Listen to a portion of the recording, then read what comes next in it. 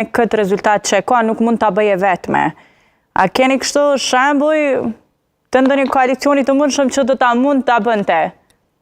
Në fakt, numerikisht të dyja taborit, pra si Lëvizja Vetëvendosja, ashtu edhe partitë opozitare, kanë të pamundur formimin e qeverisë pa pasur koalicionin radhë parë me komunitetet pakicë, sepse zakonisht ato po merren si të mirëqena, por në anën tjetër edhe si grupe kështu politike kanë treguar sfundi që nuk janë fare homogjene. Pra, edhe në njërin anë Lëvizjes Vetëvendosje i duhen të paktën 3 deputet për atë qeverinë e breshtë si njihet në funksionimin e jetës parlamentare, por edhe partive opozitare me deklarimet e LDK-s, sidomos që tashmë e ka bërë pothuajse qartë që nuk do të jetë pjesë e një koalicioni qeverisës. Është vështirë e besueshme që ndonjëra palë do të arrijë që ta formojë qeverinë pa pasur një konsensus pak më gjerë, e që në vlerësimin tonë Kosova aktualisht ka nevojë për një qeveri me bazë të gjerë, për shkak të proceseve të shumta të cilat e presin vendin, përfshirë ato që lidhen me dialogun, me vettingun, me raportet me Shtetet e Bashkuara të Amerikës e një sër çështjesh tjera. Cakulli, a jemi në rrezik të një krize politike? Unë besoj që jo. Kosova tashmë ka kriju një historik relativisht mirë të evitimit të krizave politike pas atyre në vitin 2010 e 2014.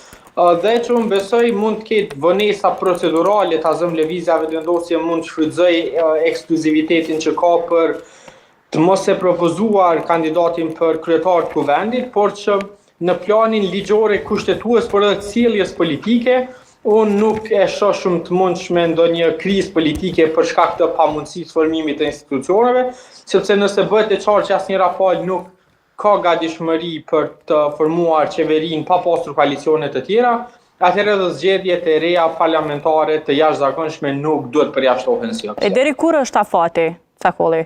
Në fakt, problemi më i madh qëndron tek afati kushtetues. Tek afati i munguar për zgjedhjen e kryetarit të kuvendit. Pra, ligjërisht nuk ka asnjë afat brenda së cilit duhet zgjedhet kryetari i kuvendit, e në mënyrë që të shkojmë në zgjedhje të parakohshme parlamentare, duhet që fillimisht të zgjedhet kryetari i kuvendit. Dhe gjykata ka bërë qartë që pa u zgjedhur kryetari i kuvendit, nuk mund të konsiderohet që kuvendi është i konstituar, e rrjedhimisht nuk rrjedh as ky afati për zgjedhjen e qeverisë, përkatësisht afati 60 ditor brenda së cilit duhet të zgjedhet qeveria ose përndryshe vendi shkon në zgjedhjet parakohshme. Sa i përket seancës konstituive të thirrur nga presidenti, a duhet të ketë një pajtueshmëri për formim të qeverisë para se të bëhet kjo seancë, që ta kemi të qartë? Apo është obligative, ajo duhet mbahet? Jo, në fakt presidentja nuk ka nevojë as që ta marrë në konsiderat këtë fakt.